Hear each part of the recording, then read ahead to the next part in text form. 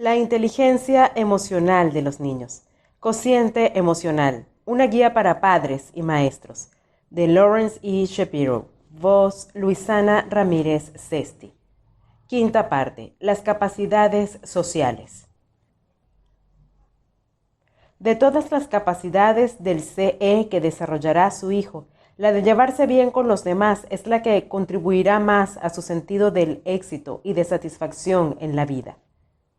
Para desempeñarse efectivamente en un mundo social, su hijo necesita aprender a reconocer, interpretar y responder en forma apropiada a las situaciones sociales. Debe juzgar la forma de conciliar sus necesidades y expectativas con las de los demás. Socialización. Como ocurre con todas las capacidades del CE, el proceso de socialización comienza con una combinación del temperamento heredado de su hijo y su reacción ante él. Cuando un bebé solo tiene 6 meses, mirará fijamente los rostros de sus padres durante mucho tiempo y luego mostrará una amplia sonrisa. Si usted le responde con una sonrisa, el bebé sonreirá aún más. A los 3 meses, su hijo puede usar la posición de la cabeza y mirar como una forma de comunicarse con usted. Se comunica con expresiones de satisfacción, seriedad o temor. Si no está interesado, dará vuelta la cabeza. Si quiere que usted deje de hacer algo, bajará la cabeza. Cuando está sobreestimulado, bajará la cabeza y relajará el cuerpo. Pero incluso los niños pequeños difieren en su reacción social y varían considerablemente en su capacidad de respuesta, adaptación y persistencia. Naturalmente, por nuestra parte, nos vemos influidos por la conducta de nuestros niños, dedicándole más tiempo y atención a los que son más sociables. Esto resulta particularmente cierto en las guarderías diurnas, donde los pequeños más fáciles son cargados y atendidos con más frecuencia. Los niños con temperamentos menos sociables pueden sin duda ser tan fáciles y tener tanto éxito como los demás bebés, pero requieren más paciencia y atención por parte de los adultos. Tal como veremos, esto es verdad para los niños de todas las edades. El interés por otros niños también comienza a muy temprana edad. Cuando pasean en sus cochecillos, los bebés se esforzarán por observar a otros bebés que pasan. Cuando miran un video de otros bebés, mirarán fijamente en silencio y con asombro, y, si pueden, se arrastrarán y tocarán la pantalla. A menudo los adultos no se dan cuenta de que casi al comienzo de su desarrollo, los niños se vuelven socialmente conscientes y sensibles a los matices sociales. Sig Robin, autor de Children's Friendships, las amistades de los niños, señala el tacto y la preocupación de un niño de 4 años hacia los sentimientos de un amigo mientras caminaba y hablaba con él. David: soy un robot tiramisiles que puede disparar misiles de mis dedos. Puedo dispararlos de cualquier lugar, incluso desde mis piernas. Soy un robot tiramisiles. Jimmy, tenso: no, eres un robot tirapedos. David, protestando: no, soy un robot tiramisiles. Jimmy: no, eres un robot tirapedos. David, ofendido, casi llorando: no, Jimmy. Jimmy, reconociendo que David está perturbado: y yo soy un robot tiracaca. David, de buen humor nuevamente: yo soy un robot tirapipí. Más allá del humor sanitario de estos dos niños, uno puede observar un intercambio sorprendentemente sutil. Jimmy se da cuenta de que su burla ha molestado a su amigo, de modo que se burla de sí mismo para equilibrar la interacción social. David reconoce inmediatamente este gesto de amistad y hace lo mismo, convirtiendo un conflicto potencial en un chiste compartido. Este tipo de sensibilidad social aparece más regularmente cuando los niños experimentan un número creciente de interacciones satisfactorias con sus pares. Tal como lo señala Rubin, los niños del ciclo preescolar adquieren capacidades sociales no tanto de los adultos como de la interacción entre ellos. Es probable que descubran a través de la prueba y el error qué estrategias funcionan y cuáles no, y luego reflexionen a conciencia sobre lo que han aprendido. Naturalmente, gran parte de la literatura psicológica se interesa por los niños que experimentan dificultades con las capacidades sociales, ya sea debido a su temperamento innato o a deficiencias psicológicas específicas que afectan tanto su aprendizaje social como académico. Se estima que el 50% de los niños derivados a los servicios educativos especiales en la escuela muestran también capacidades sociales deficientes que conducen al rechazo de los pares. En muchos casos, los problemas sociales del niño se vuelven más significativos que las dificultades escolares originales. Cientos de estudios muestran que el rechazo de los pares en la niñez contribuye a un desempeño académico deficiente, problemas emocionales y un mayor riesgo de caer en la delincuencia en la adolescencia. Afortunadamente, las capacidades sociales, así como otras capacidades del CE, pueden enseñarse. Por ejemplo, a través de intervenciones y actividades específicas, y asegurándose de que su hijo alcance hitos específicos adecuados a la edad.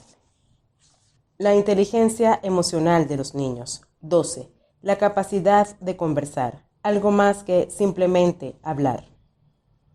Muchos niños que tienen problemas para llevarse bien con otros carecen de la capacidad de conversar adecuada a la edad. Tienen problemas para transmitir sus necesidades a los demás y parecen tener dificultades para comprender las necesidades y los deseos de los demás. Los problemas de comunicación presentan un dilema común del tipo el huevo y la gallina para muchos niños a los que se ha diagnosticado problemas de aprendizaje y de conducta. Por ejemplo, en su trabajo con niños que presentan trastornos de déficit de atención, TDA, el psicólogo David Gevermont observa que aunque dichos niños se muestran muy locuaces, experimentan dificultades para iniciar interacciones verbales y tienen menos probabilidades de responder a la comunicación de otros niños. Debido a sus capacidades deficientes de conversación y otras capacidades sociales deficitarias, el 50 al 60% de los niños con TDA experimentan alguna forma de rechazo social por parte del grupo de sus pares, lo cual incrementa la probabilidad de que muestren una conducta negativa, agresiva y egoísta, que conduce a una mayor cantidad de dificultades sociales. Gevermont observa que la capacidad deficiente para conversar resulta particularmente evidente cuando los niños tratan de hacerse nuevos amigos. Estos niños desean acoplarse a las actividades de los demás, pero eligen las tácticas sociales equivocadas. Los estudios indican que los niños populares tienden a acercarse a los pares desconocidos en forma gradual, rondando por la periferia como si estuvieran recogiendo información antes de hacer realmente algo. Por ejemplo, es más probable que los niños populares inicien un contacto verbal con preguntas o comentarios acerca de lo que ven. Pueden decir, por ejemplo, parece un juego divertido, o ¿cómo aprendiste a hacer eso? Pero es más probable que los niños con capacidades sociales deficientes inicien el contacto con conductas disociadoras, detestables o egoístas. Pueden decir, por ejemplo, ya sé cómo jugar eso, o bien, puedo hacer eso mejor que tú, déjame probar. Afortunadamente, Gevermont y otros han descubierto que las capacidades para conversar pueden ser identificadas y enseñadas. Dichas capacidades incluyen lo siguiente. Enseñar a los niños capacidades para conversar. Capacidad. Expresar las necesidades y los deseos propios con claridad. ¿Qué hacer? Haga afirmaciones en las que se exprese cómo se siente, por qué se siente de esa manera y qué quiere. Capacidad. Compartir información personal acerca de uno mismo. ¿Qué hacer? Hable de cosas que le interesen y que son importantes para usted. Capacidad. Modular las respuestas propias a los indicios y palabras de los demás. ¿Qué hacer? Preste atención a lo que la otra persona dice y a cómo lo dice. Las conversaciones son como un sub y baja. Son necesarias dos personas para que funcionen. Capacidad. Hacer preguntas sobre los demás. ¿Qué hacer? Sea curioso. Averigüe todo lo que pueda acerca de la persona con la que está hablando. Capacidad. Ofrecer ayuda y sugerencias. ¿Qué hacer? Sea consciente de lo que la gente quiere. En general, dirá algo así como no sé qué hacer. Capacidad. Invitar. ¿Qué hacer? Si disfruta de la compañía de una persona, hágaselo saber, invitándola a participar en actividades que ambos puedan disfrutar. Capacidad. Retroalimentación positiva. ¿Qué hacer? Comente lo que le guste de lo que dijo la otra persona. ¡Qué buena idea! Capacidad. Mantenerse centrado en la conversación. ¿Qué hacer? Evite hacer otras actividades. No cambie el tema ni se vaya por la tangente. Capacidad. Mostrar que es bueno escuchando. ¿Qué hacer? Haga preguntas acerca de lo que están hablando. Pida aclaraciones o más detalles. Capacidad. Mostrar que entiende los sentimientos de otra persona. ¿Qué hacer? Haga de espejo a los sentimientos de la otra persona diciendo, supongo que te habrás vuelto loco cuando te diste cuenta de que te habían robado la bicicleta. Capacidad. Expresar interés en la otra persona. ¿Qué hacer? Sonría, afirme con la cabeza para mostrar interés. Mire a los ojos con frecuencia. Capacidad. Expresar aceptación. ¿Qué hacer? Haga preguntas pertinentes. Escuche las ideas de los demás. Trate de hacer las cosas de la manera sugerida por la otra persona. Capacidad. Expresar afecto y aprobación. ¿Qué hacer? Abrace, tome la mano, dé palmadas de afecto en la espalda o los hombros. Diga a los niños que le gusta algo de ellos o algo que están haciendo. Capacidad. Expresar empatía. ¿Qué hacer? Escriba cómo cree que otras personas se están sintiendo y muestre que le preocupan. ¿Te ves preocupado? ¿Quieres contarme algo? Capacidad. Ofrecer ayuda y sugerencias cuando esto parece apropiado. ¿Qué hacer? Sugiera diferentes maneras de hacer algo. Ofrezca ayuda, aunque con eso usted no gane nada. ¿Qué puede hacer para enseñarles a los niños mejores capacidades para conversar? La forma primaria en que los niños aprenden las capacidades de comunicación social es a través de las conversaciones con su familia. Cuanto más uno exhiba como modelo las capacidades enunciadas más arriba, más probabilidad tendrá su hijo de usarlas en situaciones con sus pares. Un gran obstáculo para muchos padres es encontrar el tiempo para hablar con sus hijos. Algunos padres suelen hacerlo regularmente en el momento de acostarse. Otros se aseguran de que por lo menos varias cenas por semana no sean apresuradas y sean seguidas de una conversación significativa. Las caminatas largas o los paseos en coche pueden ofrecer buenas oportunidades para una comunicación mano a mano. Las conversaciones significativas se caracterizan por una apertura realista que incluye compartir tanto las ideas como los sentimientos, los errores y los fracasos, los problemas y las soluciones, las metas y los sueños. Los niños que parecen tener dificultades para llevarse bien con los demás y o muestran capacidades deficientes para conversar, quizá puedan necesitar actividades más estructuradas.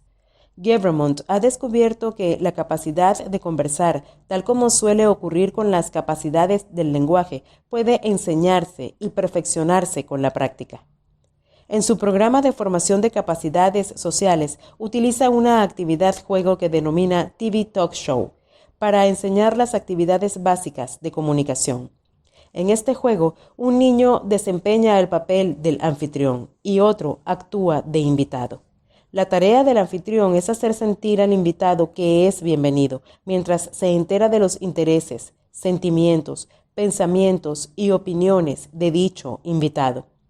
Cada entrevista es grabada en video durante 3 minutos y luego los dos niños pueden recibir un puntaje sobre capacidades específicas como las enunciadas más abajo.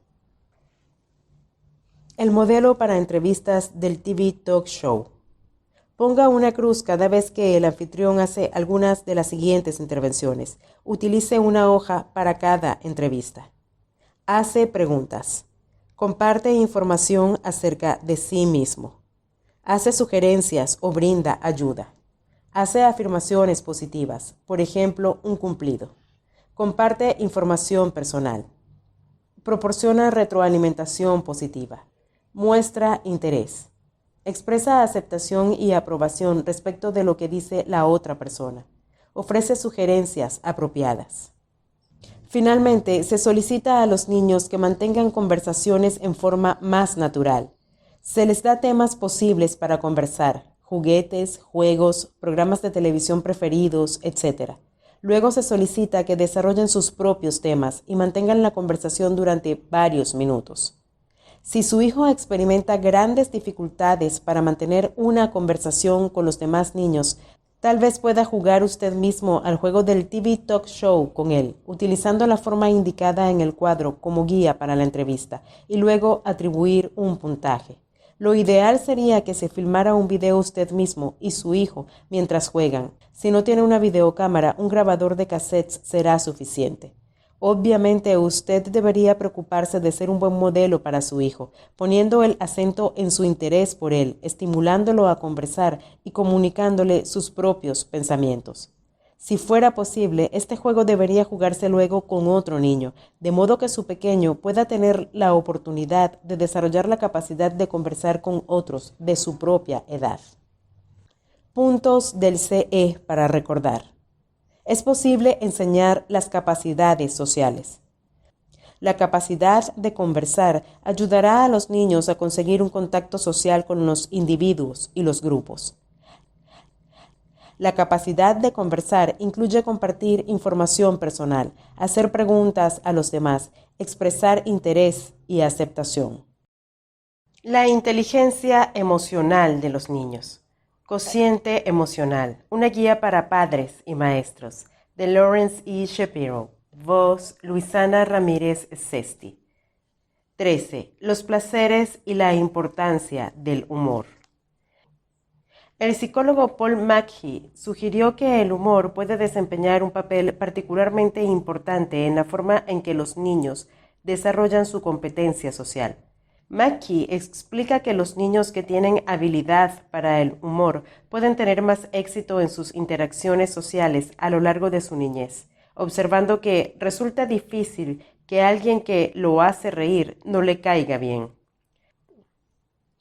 La investigación ha respaldado la percepción común de que los niños considerados graciosos son más populares, mientras que los niños que carecen del sentido del humor son descritos como menos simpáticos por sus pares. Otros investigadores han descubierto que incluso los niños de 4 y 5 años con una competencia social considerada elevada iniciaron con mayor frecuencia interacciones humorísticas con otros niños. También festejaban más el humor de los demás. En otro estudio, los niños de 8 a 13 años que se consideraban tímidos también se percibían a sí mismos como poco divertidos. Y en otro estudio de estudiantes universitarios, la calidad del ser entretenido era identificada como una de 3 dimensiones básicas de la amistad. ¿Cómo se desarrolla el humor en los niños? Como muchas otras capacidades del CE, la capacidad para el humor comienza en las primeras semanas de vida. A los 6 meses de edad, usted puede colocarse un pañuelo sobre el rostro, quitárselo rápidamente y obtener una sonrisa de un bebé a través de un juego de las escondidas rudimentario.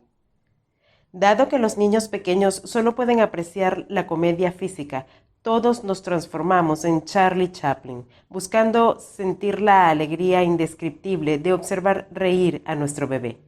Instintivamente aprendemos cómo alentar la risa contagiosa de nuestros niños, dándoles una sorpresa anticipada, las escondidas, mostrándole el principio de la causa y el efecto. El bebé golpea su nariz y usted hace una morisqueta, y dándoles un estímulo físico a través de una cosquilla o del movimiento, haciendo rebotar al bebé sobre su rodilla, lanzándolo al aire suavemente.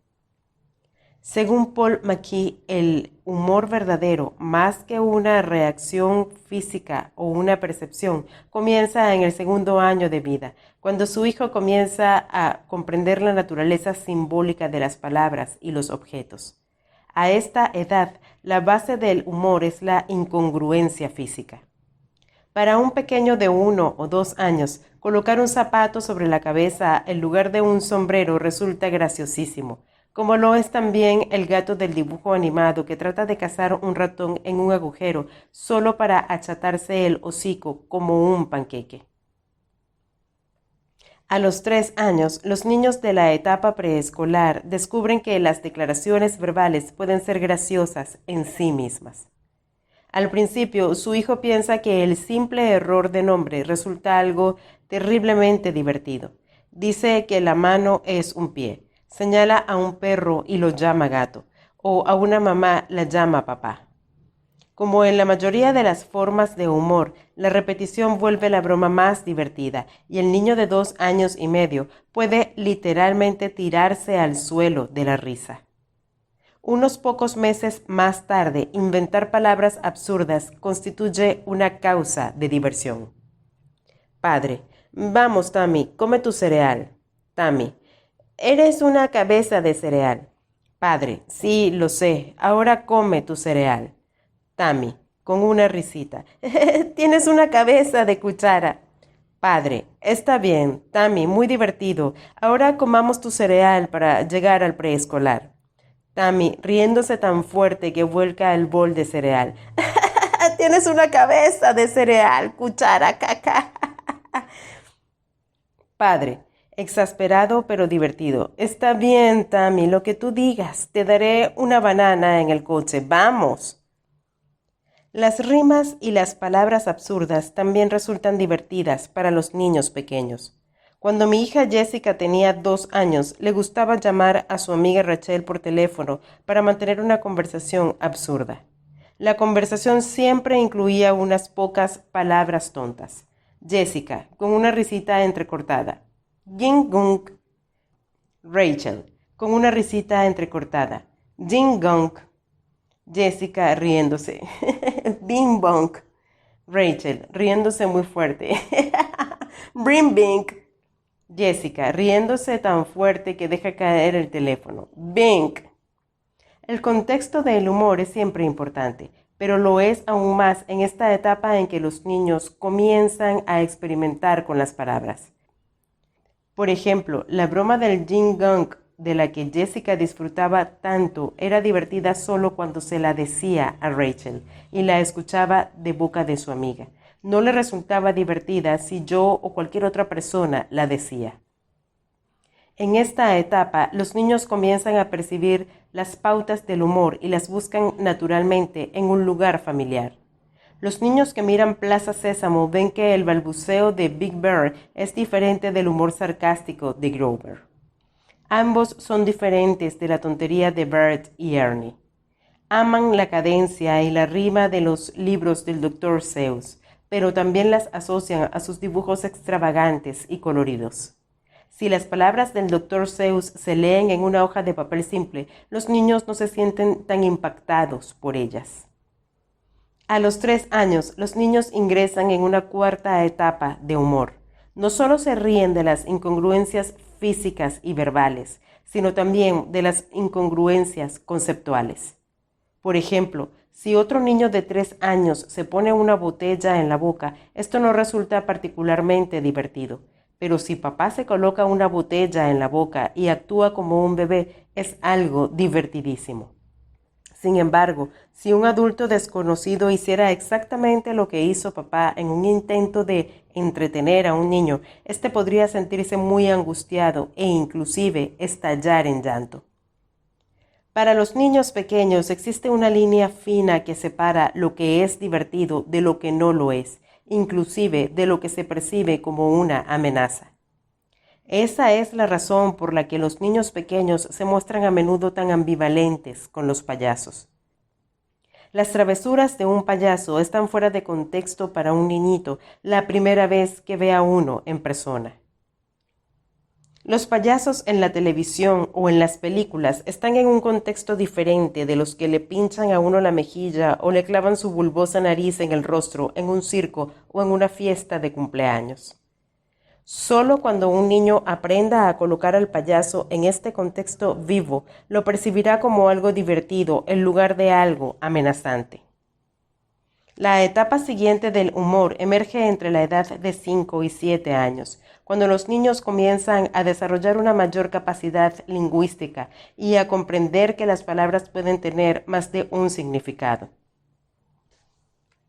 A los 5 o 6 años, los niños comienzan a expresar acertijos con doble sentido, como las viejas bromas del toc toc. Toc toc, ¿quién es? ¿Acaso? ¿Acaso qué? ¿Acaso no estás contento de que te cuente este chiste? Siempre resulta divertido escuchar a los niños que ingresan en esta fase, cuando luchan por dominar tanto el contenido como la forma del acertijo. Hace varios años entrevisté a un grupo de niños para ver cómo se desarrollaba el humor en diferentes edades. Todos los niños entre los 6 y los 12 años tenían bromas para contar, a mí y a los otros niños, pero Alexis, una pequeña de 5 años sonriente y burbujeante, fue la que realmente me hizo reír mucho. Claramente emocionada por estar en compañía de niños más grandes y expertos, mantuvo la mano levantada durante 15 minutos antes de que llegara su turno para decir un acertijo. ¿Qué le dijo el tarado a la oruga?, preguntó cuando finalmente llegó su turno, rebosando de alegría. No lo sé, respondí maravillado por la forma en que su sonrisa contagiosa parecía iluminar la habitación. ¿Tú te comiste mi caramelo?, respondió con entusiasmo. ¿Qué significa eso?, preguntó un niño de 9 años, murmurándose a sí mismo el remate del acertijo. No tiene ningún sentido, no es divertido, le dijo a Alexis sin molestarse en disimular su desdén. Sí que lo es, respondió Alexis exultante. Tú te comiste mi caramelo, repitió el remate para darle mayor énfasis. Es demasiado joven para saber que es una broma estúpida, explicó un niño de 11 años al resto del grupo. Aún rebosante, Alexis simplemente repitió nuevamente el remate como para decir, seguiré diciéndolo, ya sea que ustedes piensen que es estúpido o no, pero yo sí pienso que es divertido. El acertijo de Alexis reveló que había comprendido la forma de este tipo de humor lingüístico, pero tenía problemas con el contenido. Evidentemente repetía un acertijo que había escuchado, pero una o dos palabras no eran las correctas. Aún no preparada para captar el concepto de que la incongruencia del sentido de una palabra es lo que torna un acertijo divertido, Alexis simplemente supuso que si alguien no lo comprendía, era problema suyo. Los investigadores que estudian cómo los niños aprenden el humor denominan la broma de Alexis un preacertijo. Los niños de la escuela primaria muestran una creciente fascinación por la broma preconcebida opuesta a las bromas espontáneas, a menudo crudas, que antes les resultaban divertidas. Muchos niños se enorgullecen de tener un depósito de chistes y acertijos, y es común ver a toda una clase compitiendo para ver quién conoce más acertijos de cierta categoría. Bromas del tipo tarado, tic-toc, por qué el pollo cruzó la ruta, y así sucesivamente. Las bromas y los acertijos en estos años llamados de latencia son formas en que los niños expresan interés por los impulsos básicos de sexualidad y agresión. Muchos jóvenes comienzan su educación sexual informal haciendo preguntas sobre bromas sexuales que no comprenden. Aunque es lamentable, los niños también expresan su hostilidad y agresión utilizando las bromas. Las bromas hostiles pueden ser aquellas que se centran en un grupo étnico, racial o regional particular, hasta las más espantosas que parecen emerger en los días de una tragedia real. Durante los últimos años de la escuela primaria y principios de la secundaria, entre los 10 y 14 años, los niños han alcanzado un nivel de sofisticación cognitiva que les permite percibir las incongruencias en un nivel simbólico. A esa edad, los juegos de palabras y las expresiones con doble sentido añaden una mayor sofisticación a la forma, aunque no necesariamente al contenido. Un niño de 11 años le preguntó a su maestra, ¿cuál es la diferencia entre una cacerola y un inodoro? No lo sé, respondió la maestra. Bueno, entonces no iré nunca a comer a su casa, exclamó el niño. Durante estos años, los niños pueden usar el humor como un arma tanto contra los adultos como contra los demás niños. La popularidad de Beavis y Butthead, el dibujo animado de los dos personajes teleadictos sádicos y sexualmente frustrados, es solo un ejemplo de cómo los jóvenes adolescentes utilizan el humor como una forma de distanciarse de los valores y las costumbres de los adultos. El payaso de la clase que a los 7 u 8 años hace ruidos desagradables con sus axilas o que cae al piso simulando un desmayo a la vista de una pequeña lastimadura suele ser ahora un frecuente visitante de la oficina del director. Sus bufonadas se han vuelto extremadamente perturbadoras para la clase e irrespetuosas para la maestra, un débil disfraz para su desdén hacia la autoridad adulta. Y sin embargo, por más desagradable que este tipo de humor sea para los adultos, es algo natural en el proceso de crecimiento y pone a prueba los límites de la autoridad. Durante los primeros años del secundario, los adolescentes que usan el humor en el colegio probablemente lo combinen con una conducta positiva en el aula. Su humor es frecuentemente percibido como una capacidad de liderazgo. ¿Qué puede hacer para ayudar a sus hijos a utilizar el humor como una capacidad social? Como otras capacidades del CE, diferentes niños tienen diferentes aptitudes naturales para tener humor. Algunos pequeños son simplemente más divertidos que otros, y sin embargo, todos los niños pueden disfrutar del humor en igual medida y utilizarlo como una forma de conseguir aceptación social y enfrentar los conflictos psicológicos inevitables y la angustia. Usted puede alentar el humor en su hijo y su familia como una forma de añadir placer a cada día, disfrutar de la compañía de los demás y aprender a enfrentar problemas psicológicos y conflictos específicos. ¿Cómo utilizar el humor para minimizar el dolor y la inquietud? El humor permite que sus hijos descubran una variedad de formas para enfrentar el estrés y la angustia. Puede ayudarlos a salir airosos después de un encuentro incómodo. Puede ayudarlos a enfrentar la ira o a expresar algo que de otro modo resultaría difícil decir algo sin decirlo realmente. Por ejemplo, un amigo mío tiene una hija de 12 años que no fue invitada a un baile escolar. Cuando su madre le preguntó si se sentía triste, respondió con fingida desesperación: «Oh, terriblemente, terriblemente. Ahora tendré que devolver mi vestido de alta costura y cancelar mi limusina». Aliente a sus hijos a contar chistes y a descubrir el humor aún en circunstancias difíciles. Sus bromas comunican sus gustos y disgustos y pueden usar el humor para expresar sentimientos positivos o negativos acerca de los demás. Los niños a menudo utilizan los chistes como una forma de mantener el prestigio social. Resulta común ver que los niños se susurren chistes unos a otros para que otro no los escuche. Una broma puede circular por toda el aula como un secreto precioso, yendo de boca en boca en el seno del grupo social dominante, sin que los niños considerados de una condición social baja puedan escucharlo alguna vez. En realidad, el hecho de que les cuenten el chiste a los niños representa un signo importante de aceptación social. Juegos ridículos. Sin duda, jugar es la forma más fácil y efectiva de alentar el humor en su hijo. A los niños les encantan los juegos ridículos, las peleas con agua e incluso, de vez en cuando, una pelea con alimentos. La hora de los chistes.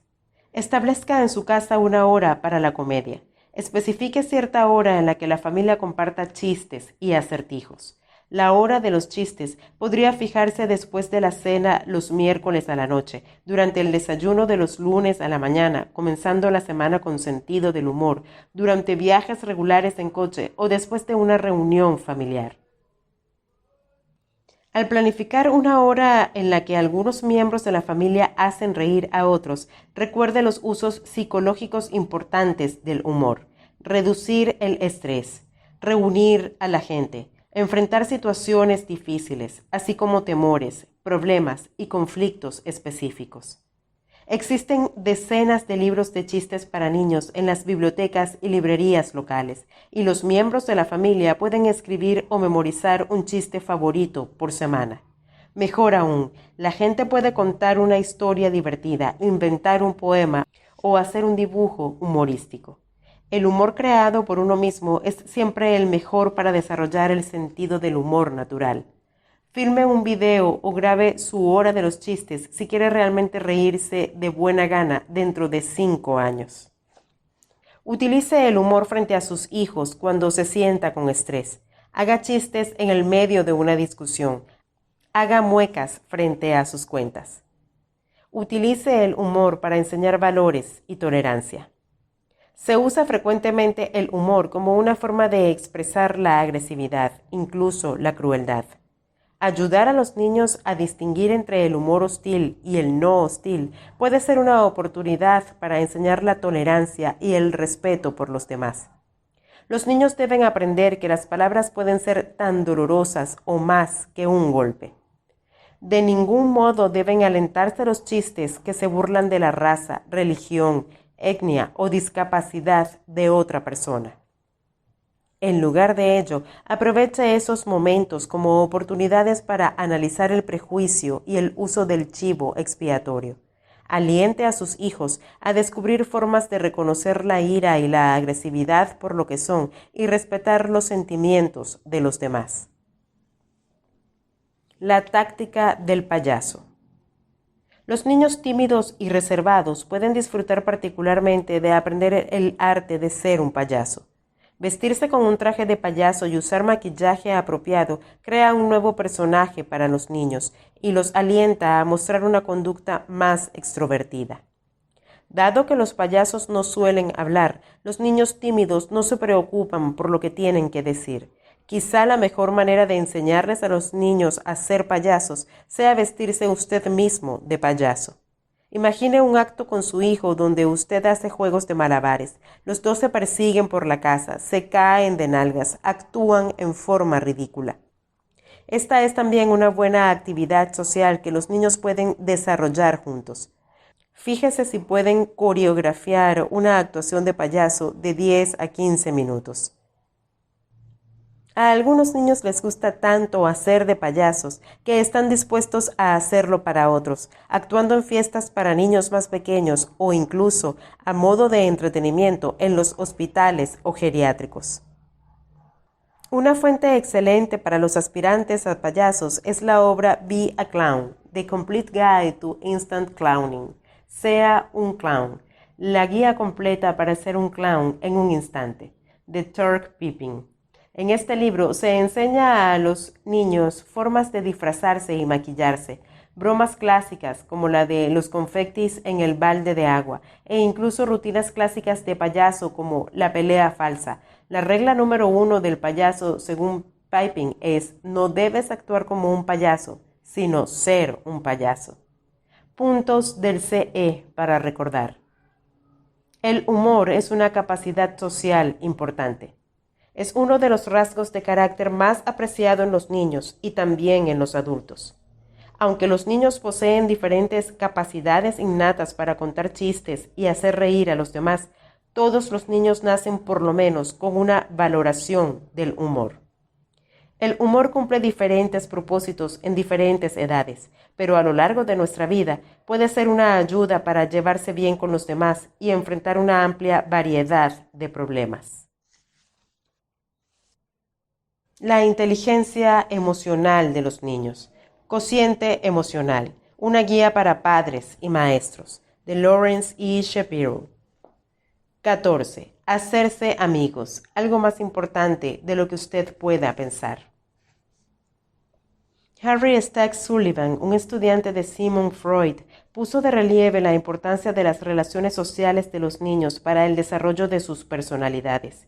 Sullivan creía que la personalidad en desarrollo de un niño era igual a la suma de todas sus relaciones interpersonales, comenzando, por supuesto, por su relación con sus padres, pero incluyendo también la influencia profunda de sus pares. En la época en que un niño tiene 7 u 8 años, comienza a alejarse de la influencia de sus padres y cada año que pasa mira con más frecuencia hacia sus compañeros de clase y amigos como fuente de afecto, aprobación y apoyo. Aunque en la familia el apoyo emocional es algo que se da por sentado, entre grupos de niños se trata de una recompensa que se gana. El camino hacia dicha recompensa se vislumbra en su mayor parte a través de la capacidad emocional y social del niño.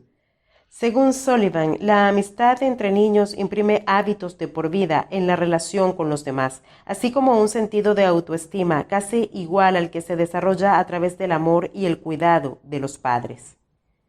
De manera inversa, cuando un niño carece de amigos o de la aceptación de sus pares, en particular durante los años de la escuela primaria, carga con cierto sentido de lo incompleto y de insatisfacción, a menudo a pesar de logros significativos. A los 42 años, Harvey era un cirujano ortopédico respetado y de éxito. Describió su matrimonio como bueno, aunque trabajaba 7 días por semana. Pero según su esposa Flo, pasaba menos de 4 horas semanales despierto con ella y llamaba a su esposo la sombra. Aunque Harvey amaba a sus 3 hijos, ahora adolescentes, confesó que eran una decepción para él. A pesar de haberles dado todas las ventajas, incluyendo sus dotes intelectuales considerables, eran estudiantes sin brillo y mostraban pocas ambiciones excepto la de ir a fiestas todas las noches. Harvey se describía como alguien sin amigos reales, pero señaló que algunos de sus colegas le caían bien y de vez en cuando almorzaba con ellos. Decía que no extrañaba realmente no tener amigos de adulto, porque en realidad nunca había tenido amigos de niño. De pequeño había sido fastidiado sin misericordia por ser delgado y desgarbado, pero aprendió a no manifestar sus sentimientos. De adolescente trabajó duro y nunca salió con muchachas. Flo, a quien conoció en la universidad, fue su única novia. De vez en cuando, Harvey sentía cierta sensación de vacío en la vida, pero ésta se desvanecía rápidamente cuando entraba en su oficina pasando por una sala de espera llena de gente. Cuando Flo anunció que quería el divorcio y algo de felicidad en su vida, Harvey no pudo culparla de nada. Sabía que no había tenido mucho éxito como marido y supuso que ser soltero le daría un poco más de tiempo para dedicarlo a un proyecto de investigación que le interesaba. Pensó que ese proyecto podía incluso darle la oportunidad de presidir su departamento en el hospital y su vida cobraría entonces mucho más sentido. Hacerse amigos es una capacidad que resulta difícil de aprender después de la niñez. Es como nadar, algo que les resulta fácil a los niños pequeños cuando se les introduce en el agua. Pero cuando los adultos aprenden a nadar sin haber tenido la oportunidad de hacerlo de niños, se muestran rígidos y poco naturales en sus movimientos. Aunque la falta de amigos en la niñez ciertamente no condena a las personas a volverse adultos sin amigos, debemos reconocer que ciertas capacidades del CE se ven influidas por un periodo de desarrollo determinado. Cuando este transcurre, resulta mucho más difícil aprender dicha capacidad. ¿Cómo hacen los niños para entablar amistad? En su libro Children's Friendships, el profesor Zig Rubin de la Universidad de Brandeis describe de qué manera los niños atraviesan 4 etapas que se superponen cuando aprenden el arte y la capacidad de hacerse amigos. 1. En la etapa egocéntrica, entre la edad de 3 y 7 años, los niños suelen definir a sus amigos como otros que emprenden simultáneamente una actividad similar o simplemente como niños que están cerca. Un mejor amigo para un pequeño en esta etapa es a menudo el que vive más cerca. Para decirlo de una manera algo dura, los niños en esta etapa buscan amigos a los que pueden usar, los que tienen juguetes con los que quieren jugar o algún atributo personal del que pueden carecer. En general, los niños que atraviesan la primera etapa de amistad son mejores en iniciar interacciones sociales que en responder a las insinuaciones de otros niños. En su disposición egocéntrica, suponen que los amigos piensan igual que ellos y se ofenderán e incluso rechazarán a un compañero de juego si esto no es así. 2. En la etapa de satisfacción de necesidades, entre los 4 y 9 años, los niños se sienten más motivados por el interés en el proceso de las relaciones que por el egocentrismo. Valoran a los amigos como individuos, en lugar de hacerlo por lo que tienen o por el lugar donde viven. Pero en esta etapa, su hijo sigue estando automotivado por la búsqueda de amigos que puedan satisfacer una necesidad específica. Los niños se sienten atraídos hacia otros que comparten un juguete o aceptan una galleta, pero la reciprocidad se convierte en una forma de satisfacer sus necesidades fuera de la familia. Sus hijos pueden sentirse impulsados a estar con otros niños en esta edad y pueden incluso preferir estar con un pequeño que no les cae bien con tal de no estar solos. Dado que los amigos cumplen la función fundamental de satisfacer sus necesidades actuales, los niños suelen experimentar dificultades en mantener más de una amistad estrecha a la vez. En esta etapa, usted puede llegar a escuchar a su hija decirle a una compañera de juego: «Tú no eres mi amiga, Jody sí lo es». 3. La etapa de la reciprocidad, que se produce entre la edad de 6 y 12 años, se caracteriza por una necesidad de reciprocidad e igualdad. Los niños están en condiciones de considerar ambos puntos de vista en una amistad y se interesan y preocupan por la equidad. Pueden juzgar la calidad de sus amigos sobre la base de una comparación obvia sobre quién hace qué para quién. Una invitación para quedarse a dormir debe dar como resultado la recepción de una invitación similar. Un regalo de cumpleaños debe tener el mismo valor que otro. Si un día un niño trae un postre adicional a la escuela, esperará uno a cambio al día siguiente. Tal vez debido a esta preocupación por la reciprocidad, las amistades durante esta fase tienden a darse por pares. Los grupos o pandillas durante la etapa recíproca son en realidad una red de pares del mismo sexo. 4. Durante la etapa de intimidad, entre la edad de 9 y 12 años, los niños están preparados para entablar verdaderas amistades íntimas. En lugar de centrarse en actos abiertos, se interesan más por la persona detrás de la fachada y su felicidad. Muchos psicólogos consideran que esta etapa es la base para toda relación íntima y, según ellos, los niños que son incapaces de formar amistades íntimas en la preadolescencia y a principios de la adolescencia podrían no conocer nunca la verdadera intimidad cuando sean adolescentes o adultos. El hecho de compartir en forma apasionada las emociones, los problemas y conflictos en esta etapa forma un vínculo emocional profundo que los niños recuerdan como una de las relaciones más significativas de la vida. En algunos casos, estas amistades realmente duran toda una vida. Sig Robin escribe: un criterio particularmente importante de la amistad a cualquier edad de la niñez es compartir información personal, hechos o sentimientos privados que otras personas no conocen. Compartir información personal, tal como lo saben todos los terapeutas, constituye uno de los ingredientes claves para desarrollar relaciones satisfactorias y parece producir beneficios psicológicos profundos. El grado en el cual alguien comparte información personal, incluyendo intimidades y secretos, quizás sea la medida más importante utilizada por los niños para juzgar a sus amistades. A los 11 años, los padres de Jennifer le contaron que se iban a separar. Aunque Jennifer conocía a muchos otros niños cuyos padres eran divorciados, esta noticia la conmovió. No sabía exactamente qué sentir y, cuando se le preguntó, dijo que no sentía nada. Como muchos niños cuando se enteran del divorcio de sus padres, Jennifer mostró una etapa de negación emocional, observando los acontecimientos que se producían en su vida como si ocurrieran en una película. La única persona a la que Jennifer le comunicó la disolución de su familia fue a su mejor amiga, Julia, quien seguramente guardaría el secreto. Le dijo a su segunda mejor amiga, Marcy, que sus padres estaban hablando de separarse, pero no le contó que en realidad ya habían tomado una decisión al respecto.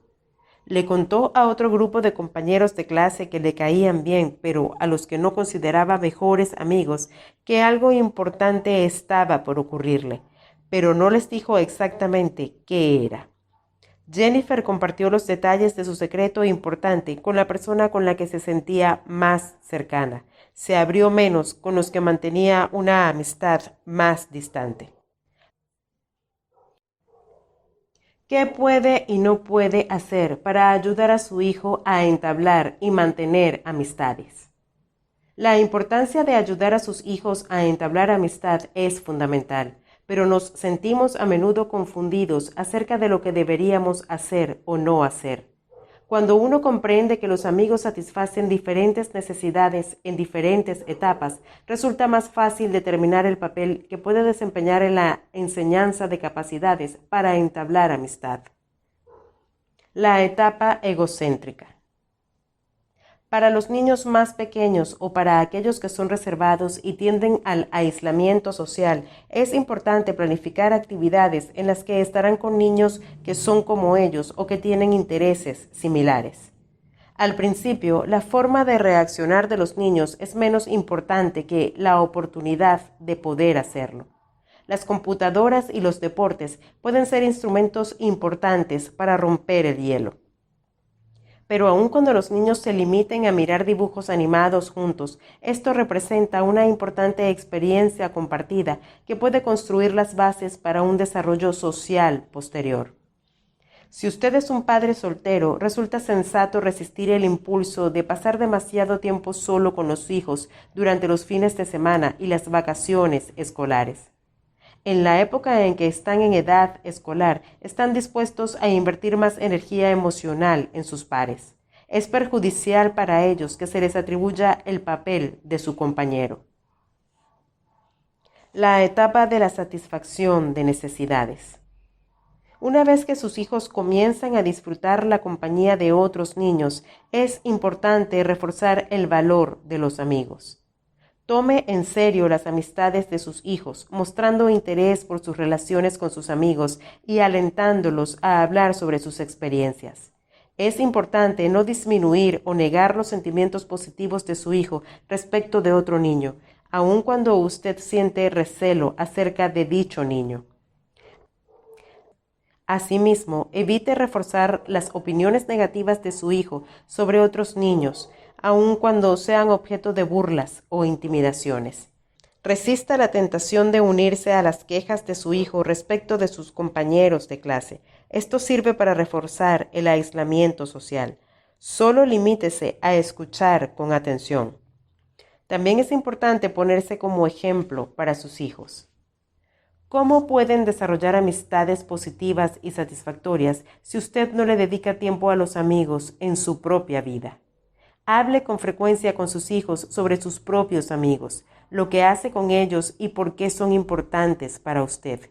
Incluya a sus hijos en las actividades con sus amigos para que puedan ver cómo se relaciona usted con ellos y lo mucho que sus amistades significan para usted. La etapa de la reciprocidad.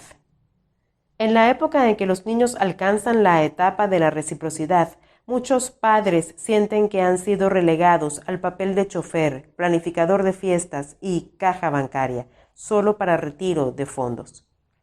Puede sentirse como un observador sin importancia de la vida social de sus hijos, pero en realidad su presencia y apoyo les da una sensación de seguridad mientras exploran el aspecto de dar y recibir de la interacción social.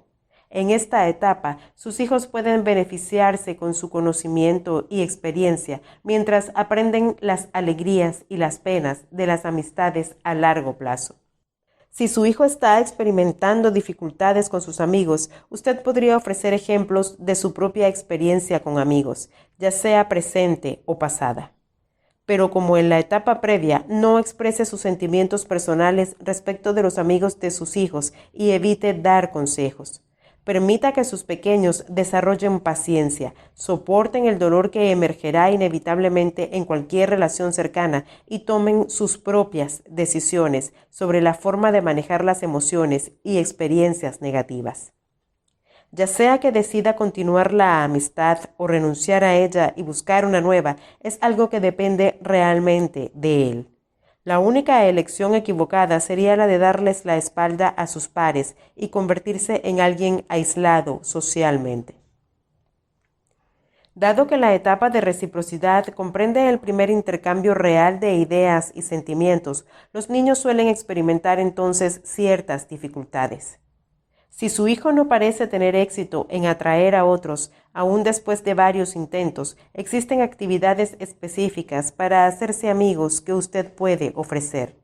Por ejemplo, la simple observación de amistades en videos, particularmente cuando usted señala de qué manera se utiliza cada capacidad, parece motivar a los niños a buscar amigos.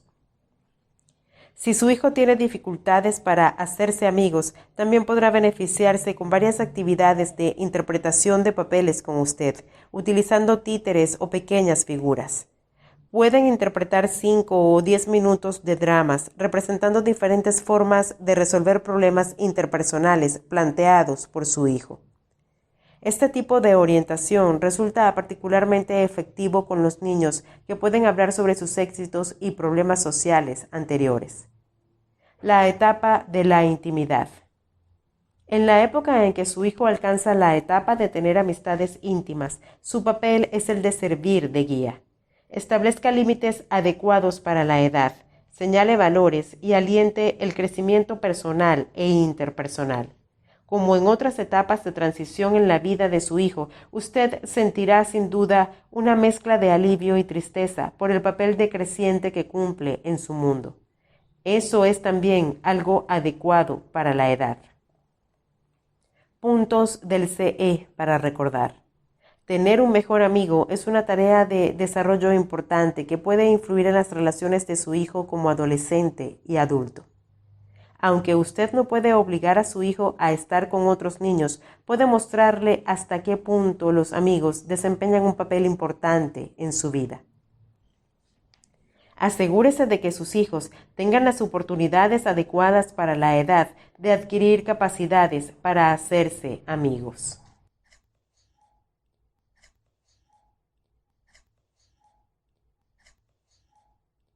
La inteligencia emocional de los niños. Cociente emocional. Una guía para padres y maestros. De Lawrence E. Shapiro. Voz Luisana Ramírez Sesti. 15. El funcionamiento en un grupo. Después de que un niño aprendió a hacerse amigos individuales, la capacidad de unirse a un grupo de pares del mismo sexo es el segundo pilar que necesita para crear relaciones sociales sólidas. A la edad de 3 o 4 años, a los niños les gusta estar cerca de grupos de otros pequeños. Aunque prefieren de todos modos jugar con un niño por vez, disfrutan haciéndolo en compañía de otros. Si bien inicialmente los niños jugarán con pares de cualquier sexo, a los 4 o 5 años comienzan a mostrar preferencia por grupos del mismo sexo. A los 6 o 7 años, los niños comienzan a apreciar de qué manera el ser miembro de un grupo puede mejorar su confianza y su sentido de pertenencia. Aunque pueden desarrollar un fuerte sentido de la lealtad hacia estos grupos, mi clase, mi equipo de béisbol o mi grupo de Girl Scouts, los grupos los siguen definiendo y organizando en forma exclusiva los adultos. Dado que los niños suelen buscar a sus compañeros de juego en el seno del grupo de pares, un sentido de identidad grupal puede comenzar a cobrar tanta importancia social como la familia. Los niños que se mudan a un nuevo vecindario a esa edad experimentan normalmente un periodo de prueba de 2 a 3 meses en estos grupos definidos por adultos antes de convertirse en miembros plenos. Después de ese periodo, son tratados como miembros en igualdad de condiciones. Cuando los niños tienen 7 u 8 años, comienzan a definir ellos mismos sus grupos de pares. Estos grupos suelen parecerse, si no parodiar, a los que ven en el mundo adulto. Al principio, la estructura del grupo es mucho más importante que su función. Los niños suelen formar clubes secretos con el propósito exclusivo de definir quién puede pertenecer o no a dichos clubes. Estos se preocupan a menudo por elegir a un presidente, un vicepresidente y otros funcionarios, y por establecer un programa de reuniones, normas y rituales. Sin embargo, en el momento en que la estructura del grupo se forma realmente, si es que alguna vez esto se logra, los niños no encuentran una razón real para reunirse y a menudo pasan a desarrollar otras actividades. Entre los 9 y 12 años, el interés de los niños por los grupos se ha tornado una preocupación. Son ahora casi exclusivamente del mismo sexo. Y, por supuesto, el tema más común de los debates del grupo es el sexo opuesto. Los grupos de esa edad y de adolescentes se caracterizan por una fuerte presión para amoldarse, una presión que se convierte a menudo en un disfraz transparente para las formas más crueles de ostracismo social. Tómese, por ejemplo, la siguiente discusión que escuché casualmente en un restaurante de un gran centro comercial. Había observado al pasar a un grupo de 3 niñas de 10 años en el momento de sentarme con mi almuerzo, suponiendo que también estaban allí para almorzar juntas y disfrutar de un plato de sopa en un día helado de invierno. No tenía idea de que me había colocado al alcance del oído del debate del comité de admisión de nuevos miembros del club Punks Afuera, el cual estaba formado y llevaba ese nombre, según logré enterarme, con el propósito expreso de mantener afuera del club a las niñas que se vistieran como punks. Este es un pequeño ejemplo de su prolongada conversación. Niña 1.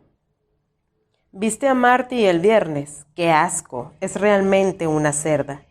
Niña 2. Lo sé, es vulgar. No creo que se haya lavado el cabello en toda la semana. Niña 1. ¿Quién se cree que es vistiéndose así? ¿Piensa que se ve bien así? Para mí se parece a una sucia drogadicta. Niña 3, con una risita nerviosa. Probablemente lo sea.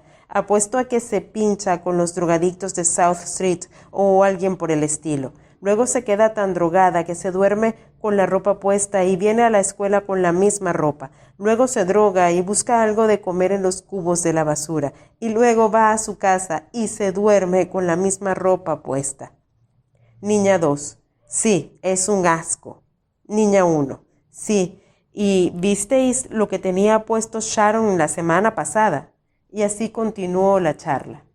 Escuché esta conversación con una mezcla de emociones. Sentí empatía hacia la niña que estaban ridiculizando. Me pregunté si realmente era una marginal social o si eso no era más que charla.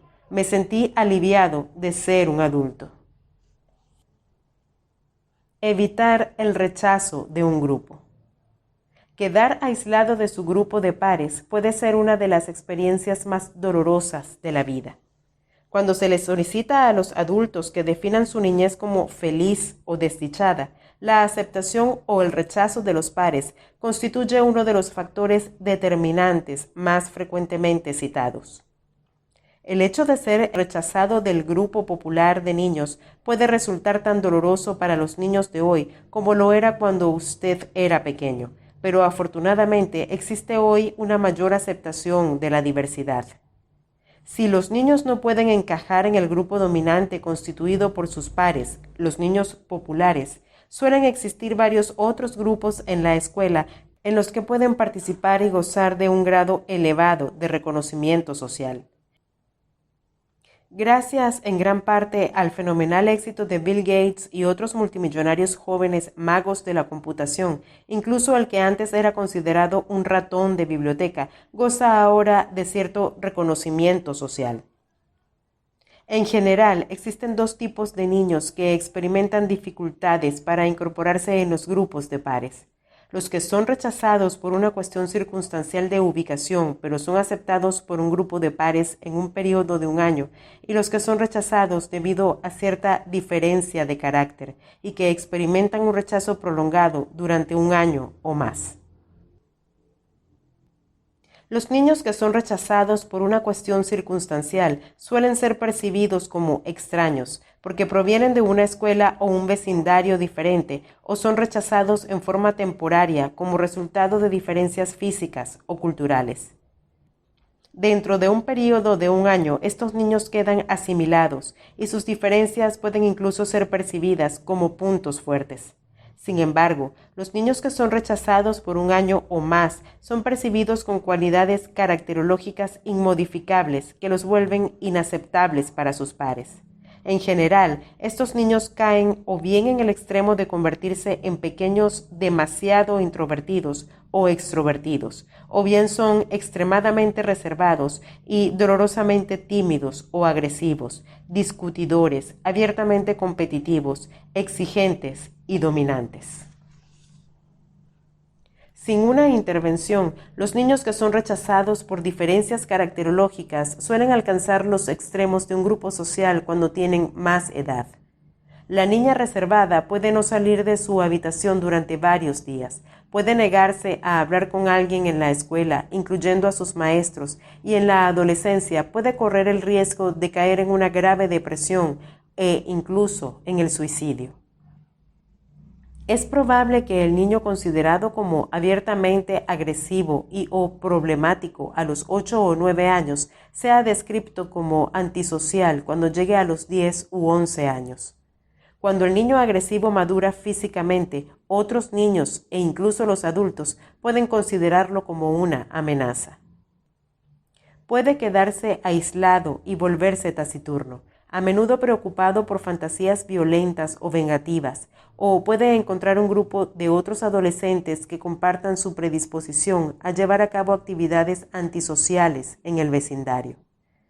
El niño que es rechazado desde el punto de vista social por cualquier razón presenta entre 2 y 8 veces más probabilidades de abandonar la escuela secundaria antes de graduarse, y tiene estadísticamente más probabilidades de ser arrestado por actividades delictivas y o ser un consumidor habitual de alcohol o drogas. ¿Qué puede hacer si su hijo tiene dificultades para formar parte de un grupo de pares? Si su hijo experimenta dificultades para encontrar un grupo de amigos, ya sea por razones circunstanciales o caracterológicas, usted puede sentirse tan dolido y desvalido como él. Puede incluso sentirse identificado con el aislamiento de su hijo, polarizando el mundo entre nosotros y ellos. Esta actitud de tú y yo contra el mundo puede inicialmente resultar consoladora para ambos. Su hijo puede incluso responder con una sensación de alivio y angustia reducida. Pero estos buenos sentimientos no duran mucho, porque no puede evitar enfrentarse con el rechazo de los pares una y otra vez si no aprende a funcionar satisfactoriamente en un grupo de niños de la misma edad. Aun cuando pueda chocar contra sus instintos más básicos de protección, resulta importante no reforzar en su hijo la sensación de derrota y fracaso social. Debe más bien trabajar en forma empática para ayudarlo a adquirir las capacidades del CE que necesita para formar parte de un grupo de pares y funcionar satisfactoriamente dentro de él. Las siguientes son algunas sugerencias específicas para apoyar a su hijo si está experimentando rechazo y aislamiento social. Eríjase en modelo para su hijo participando en sus propios grupos. La influencia ejercida sobre sus hijos a través de su ejemplo es enorme. Si usted no es activo en diferentes grupos de adultos, tome en consideración los beneficios positivos que dicha actividad podría producir tanto para usted como para su hijo. Es importante que sus hijos perciban el valor que estos grupos tienen para usted.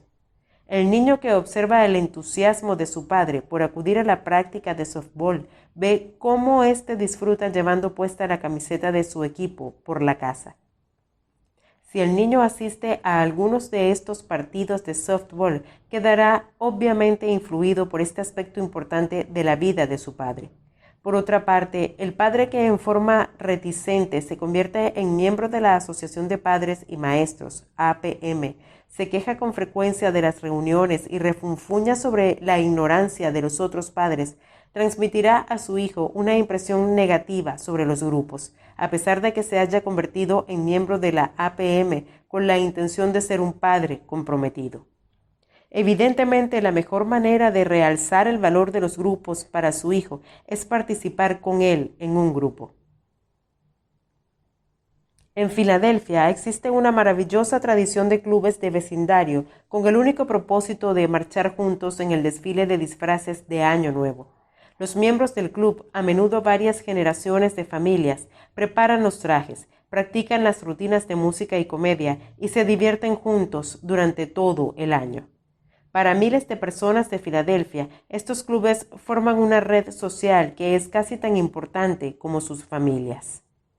En casi todas las comunidades existen grupos de iglesia, grupos de actividades al aire libre, grupos centrados en un hobby determinado donde padres e hijos pueden participar juntos. Aliente a su hijo a probar diferentes papeles en el seno del grupo familiar. El primer grupo que sus hijos experimentan es su unidad familiar. Aunque su familia es muy diferente del grupo de sus pares, puede servirle como vehículo para aprender capacidades grupales sin el miedo al rechazo. En general, en las reuniones familiares se actúa como un grupo definido. En ellas se presentan oportunidades para que sus hijos practiquen diferentes roles grupales. Por ejemplo, cuando se planean las vacaciones familiares, su hijo debería tener la probabilidad de expresar una opinión y de que ésta sea tomada en cuenta. Otras veces, quizá en el momento de planear una actividad del domingo a la tarde, su hijo podría asumir un papel de liderazgo, recogiendo las opiniones de otras personas, organizando una votación y tomando la decisión final. Es importante celebrar reuniones familiares en forma regular, preferentemente una vez por semana, para que sus hijos aprendan las capacidades grupales. Si solo se convocan las reuniones familiares cuando se produce una crisis y las emociones arden, es menos probable que sus hijos puedan beneficiarse con la sensación de pertenencia y participación en un grupo. Aliente a sus hijos a participar en diferentes grupos específicos compuestos por niños más parecidos a ellos. Desde que sus hijos tienen 7 u 8 años, aliéntelos a participar en la mayor cantidad posible de grupos de pares. Aunque usted pueda querer que participen en grupos numerosos como los Boy Scouts o Girl Scouts, surge de las investigaciones que los niños que experimentan un rechazo social en la escuela pocas veces tienen éxito en este tipo de grupos. Por el contrario, suelen mantener el mismo reconocimiento social en la periferia del grupo. Los niños que tienen dificultades con grupos amorfos de niños tienen más probabilidades de tener éxito en grupos de fines más restringidos, basados en determinadas capacidades, intereses, la orientación comunitaria o el servicio social. Es más probable que estos grupos centrados en un tema incluyan a los niños con personalidades, intereses y capacidades sociales similares a los de su hijo. Algunos grupos comunes que interesan a los niños incluyen grupos orientados hacia capacidades determinadas, equipos atléticos, grupos musicales y orquestas, clubes de computación, clubes de ajedrez, grupos teatrales, compañías de danza, clubes de arte. Grupos orientados hacia intereses determinados, grupos basados en hobbies, grupos orientados hacia la naturaleza, clubes atléticos no competitivos, tales como los clubes de bicicleta, clases de arte o ciencias patrocinadas por museos, grupos juveniles religiosos, grupos de servicio comunitario, grupos de limpieza del vecindario, grupos afiliados a las organizaciones de servicios de adultos, tales como los clubes de leones de Estados Unidos. Dado que la mayoría de estas agrupaciones se reunirán en su escuela, iglesia o centro comunitario local, estos serían algunos lugares para encontrar una lista de dichos grupos. Busque grupos formales de formación en capacidades sociales para niños con problemas sociales extremos. Los niños que experimentan grandes dificultades para formar parte de un grupo carecen a menudo de las capacidades sociales específicas analizadas más arriba en el presente capítulo, y cuando tienen 8 o 9 años podrían ser capaces de adquirir estas capacidades únicamente en el marco de una formación estructurada de capacidades sociales con sus pares. Muchas escuelas poseen programas de formación concebidos para ayudar a que los niños desarrollen una mayor sensibilidad social y tomen conciencia del grado en que su conducta afecta a los demás. Estos grupos son dirigidos por asesores o docentes capacitados y siguen un programa sistemático de formación que dura por lo menos 20 sesiones, poniendo el acento en la aplicación de las capacidades más allá del grupo, en el marco más amplio de la escuela. El psicólogo David Geverman subraya que los grupos de formación de capacidades sociales deberían utilizar diversas situaciones de la vida real en la capacitación del grupo e incluir la tarea del autocontrol entre las diferentes sesiones. Una forma de autocontrol, como la señalada en el cuadro siguiente, solicita que los niños trabajen en capacidades muy específicas, grabando lo que ocurrió y atribuyendo un puntaje a su grado de éxito. Las formas se analizan entonces en la sesión formal. Capacidades sociales. Tarea para el hogar. Escriba su nombre, fecha, hora y actividad. Capacidades que está ejercitando. Primero coloque la actividad y luego verifique los subpasos. Anote subpasos. Anote hechos. ¿Quién está involucrado? Nombres y edades. ¿Qué sucedió? Califique lo siguiente en una escala del 1 al 5, donde 1 es muy poco y 5 es mucho. A. Me divertí. B. Me sentí parte del grupo. C. Utilicé nuevas capacidades sociales. D. Me gustaría hacerlo otra vez. ¿Qué aprendió que haría diferente la próxima vez? ¿Cuál será su próxima tarea? Geverman subraya también la importancia de las sesiones de seguimiento después de completar el programa de capacitación formal. Dichas sesiones ayudarán a los niños a hablar acerca de nuevos problemas que podrían haber surgido, así como sobre las dificultades aún vigentes. Asegurarán también cierto contacto continuo con los exmiembros del grupo. El hecho de programar estas sesiones de seguimiento 2, 4 y 8 semanas después del final formal del grupo ayudará también a los niños a anticipar el progreso continuo y a hacerse cargo de lograrlo. Este tipo de grupos de formación de capacidades sociales resulta necesario únicamente si su hijo sigue aislado aún después de haber realizado sus mejores esfuerzos para ayudarlo a hacerse amigos. Hable con el asesor psicopedagógico de la escuela para tratar de definir un recurso apropiado. Puntos del CE para recordar. Llevarse bien en un grupo de pares es una tarea importante para el desarrollo que puede influir en las relaciones de su hijo cuando sea adolescente y adulto. Aunque usted no puede obligar a su hijo a jugar con otros niños, puede dar personalmente el ejemplo sobre el papel importante que cumplen los grupos en su vida. Asegúrese de que su hijo tenga las oportunidades adecuadas para la edad, centradas en determinados intereses, para poder adquirir la capacidad de desempeñarse bien en los grupos de pares.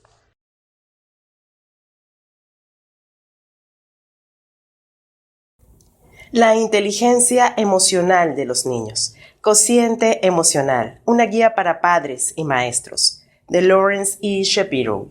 16. Los modales son importantes. La capacidad de sus hijos para llevarse bien con los adultos, en particular las figuras de autoridad, constituye un aspecto importante de su desarrollo social y un rasgo del CE muy valioso. Pero los padres norteamericanos, a diferencia de lo que ocurre en la mayoría de los otros países, no parecen preocuparse particularmente por enseñar a sus hijos modales o incluso respeto hacia los adultos. Esto es verdad a pesar de que los padres reconozcan la importancia de los buenos modales y se sientan atraídos hacia los niños que son corteses, considerados y que muestran cortesías sociales. Como nación, hemos sido históricamente ambivalentes acerca de los buenos modales. Por una parte, nuestra gran tolerancia hacia los niños maleducados parece formar parte de nuestra herencia. ¿Acaso no fueron nuestros padres fundadores los hijos británicos advenedizos, desarreglados y de mal genio que desafiaron al aristocrático y elegante rey Jorge III? Trate de nombrar a un héroe norteamericano o folclórico conocido por su porte apropiado. Daniel Boone, Calamity Jane, Teddy Roosevelt, Amelia Earhart. Nos gusta que nuestros héroes sean algo rudos, que no tengan temor de expresar su opinión, que sean sinceros y éticos, pero también impetuosos, con un leve toque pícaro. De buenos modales, el simple término parece algo afeminado. Y sin embargo, no podemos evitar una respuesta positiva al niño que nos saluda con cortesía, se sienta pacientemente y espera su turno para hablar, y una respuesta negativa al que ignora nuestro saludo, salta hacia arriba y hacia abajo cuando está junto a la mesa y gimotea cuando no es el centro de la atención. Efectivamente, los modales influyen mucho más de lo que la mayoría de nosotros está dispuesta a reconocer.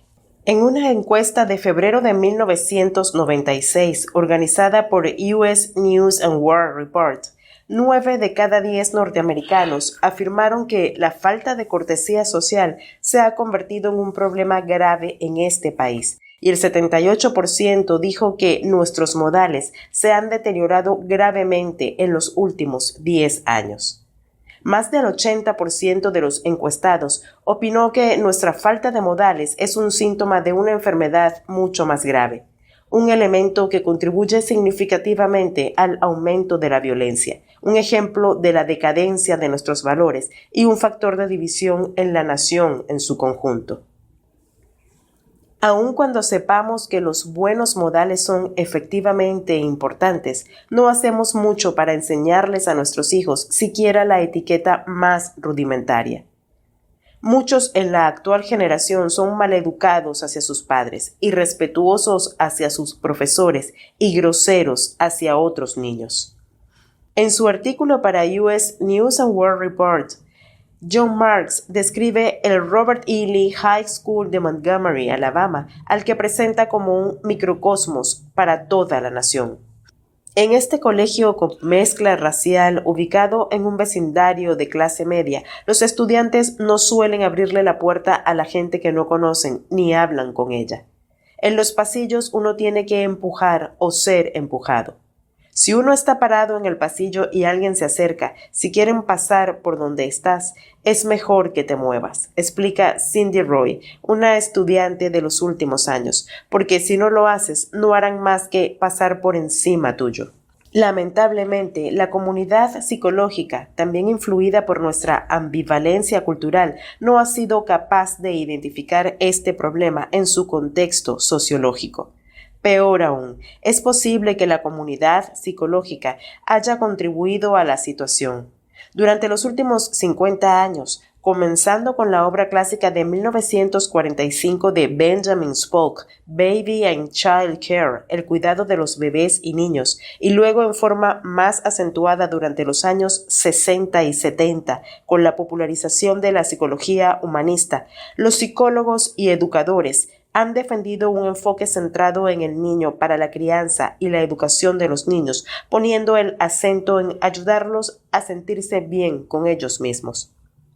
Pero estamos viendo ahora que el movimiento en favor de la autoestima pudo haber puesto demasiado énfasis en el yo.